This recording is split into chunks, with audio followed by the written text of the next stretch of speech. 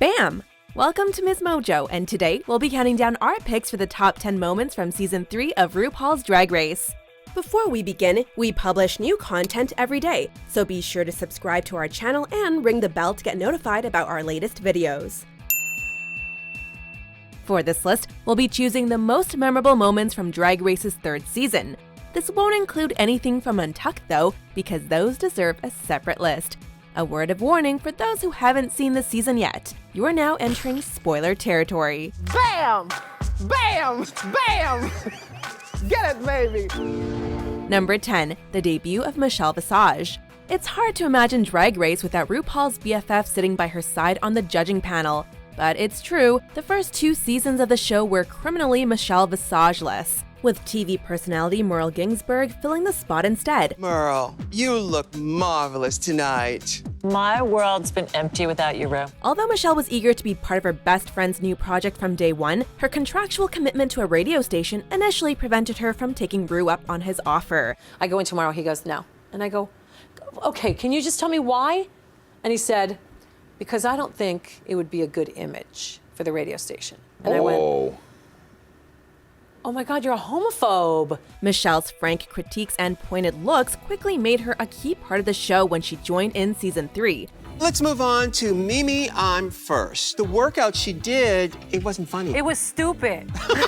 Seriously. Right, it'd be a different story if her shtick had inspired us, or at least made us laugh. In true Drag Race style, the question of whatever happened to Merle Ginsburg was spoofed in a later season. Whatever happened to Merle Ginsburg?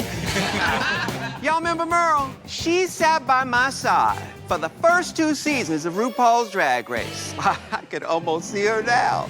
So soft, so wise, so blurry. Number 9. The Ru Haha Challenge. Season 3 featured the first stand-up comedy episode, a challenge that has become a Drag Race mainstay. To help you create a winning routine, you'll each take a one-on-one comedy workshop with legendary funny lady, Miss Rita Rudner. Like the Snatch game, this difficult assignment separates the girls from the women, which comedy favorite Delta Work found out the awkward way. You know, it's like, I have to eat frozen burritos. I have to watch the Marathon of Hoarders. Because if I go out and exercise, I'm gonna get raped. Jara Sofia went politically incorrect with her routine, while Raja took inspiration from an unlikely place, 70s horror classic Carrie. It actually worked out well. The last time I moved anything with my head, it was in a motel room.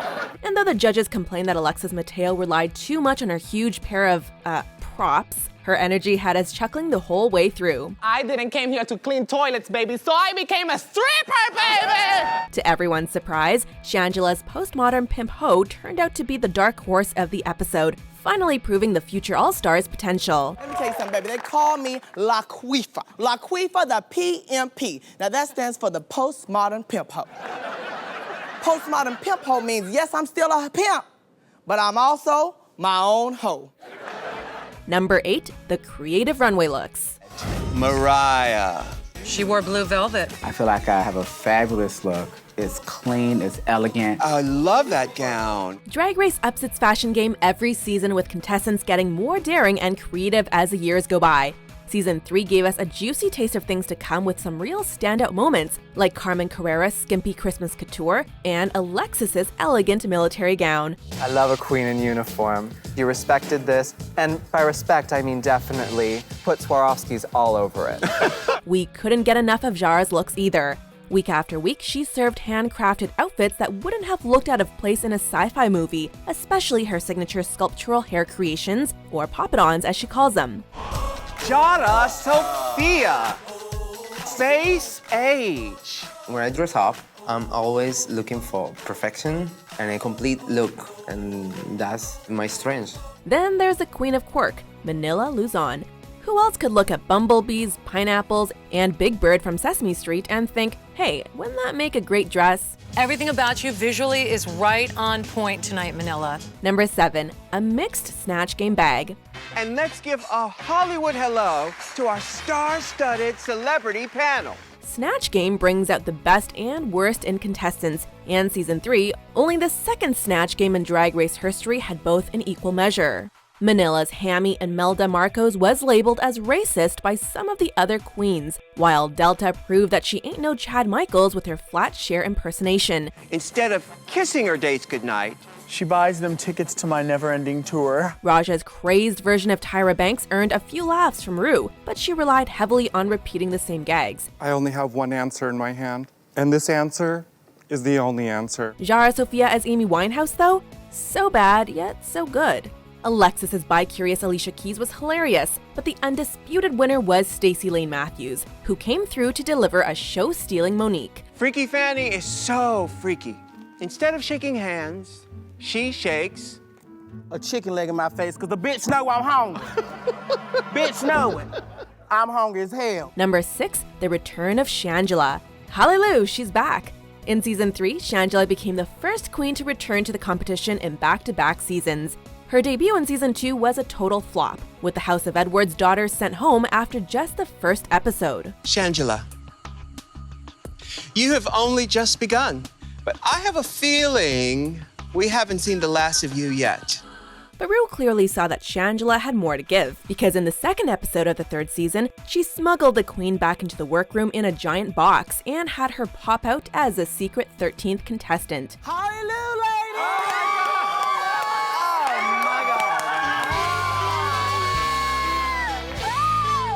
And it's Shangela. Hallelujah. The other queens weren't exactly thrilled, but Shangela was grateful for a rare second chance. Merry Christmas, happy holidays, bitches. Everybody's face gagged. She scooped up 3 challenge wins and was invited back for a 3rd time for All Stars 3. Shangela, Phoebe, I'm sorry, my dears, but this is not your time. You are and will always be All-Stars. Thank you. Number 5, Raja and Carmen Carrera's sexy lip sync. Sometimes you gotta do what you gotta do to hear that Shantae you stay from Ru. In episode 12, Jocks and Frocks, the queens were tasked with transforming straight macho guys into their drag sisters and perform safe sex-themed cheer routines with them on the main stage. You need to get a clue. Be safe, don't chafe, your dick will turn dark blue. As if this wasn't hard enough, the previously eliminated Carmen Carrera was brought back to the competition. Carmen's time turned out to be short-lived as she found herself in the bottom 2 with Raja. Desperate to stay, the friendly rivals ramped up the sex appeal during their lip-sync performance of Paula Abdul's Straight Up. This is just soft porn. It's kind of hot. Raja was saved by Ru, and Carmen sashayed away again. I've made my decision. Raja, Shantae, you stay. Number 4, the first ever non-elimination. Though we've gotten more used to non-eliminations in Drag Race these days, we'll never forget the shock of the very first one. Good luck, and do not f it up. In season 3's 9th episode, the remaining girls created patriotic videos to send to overseas US troops. The more heartfelt, the better. And even if I was born on the moon, I will still be in America. Sick me, no? Carmen landed in the bottom for her lack of energy, while Jara joined her for the exact opposite reason. For the lip sync, the pair had to perform a Spanish-language version of Mickey and pulled out all the tricks they could. Jara's swimsuit reveal saluted her Puerto Rican heritage, while Carmen let her lips do the talking. At first, it looked like Jara was going home, and then... Jara Sofia, Shantae, you stay. Are you joking, Ru? No, do not joke that way, please. For the first time in Drag Race history, no one is going home tonight. Number 3, Raja's runway looks. We stan a fashion queen. Raja was arguably the first queen in Drag Race history to make the main stage runway really feel like, well, a runway. From the moment she stepped into the workroom in her weird yet glamorous Cyclops hat, we knew we were in for a fashionable season. Despite some strong competition, Raja continued to up her game week after week, pulling out looks that could have come straight from the pages of Vogue or National Geographic. Her crowning achievement was her Marie Antoinette-inspired outfit, a powdered face, towering wig and corset, modernized with a pair of patterned leggings. Though others have imitated it since, nothing beats the original. We've got our cover. For sure. Yeah. Number 2, Manila Luzon's MacArthur Park lip sync. A lip sync between rivals is always fun to watch, but there's nothing quite as dramatic as a lip sync between best friends. Good luck, and don't f it up. After the stand-up comedy challenge in episode 8, Delta and Manila fell into the bottom 2 because of Delta's hesitancy in her performance, and Manila for not having enough original jokes. But I feel like I've heard a lot of those jokes before. I mean, the Bert and Ernie joke, let's be honest, everybody has been telling them. The pair had to lip-sync to a Donna Summer disco classic, MacArthur Park, and as the song reached its peak, so did Manila, pulling out every over-exaggerated facial movement she could to emphasize the melodrama of the song. Poor Delta had nothing to come back with, while Manila kept her spot in the show and became a lip-sync legend.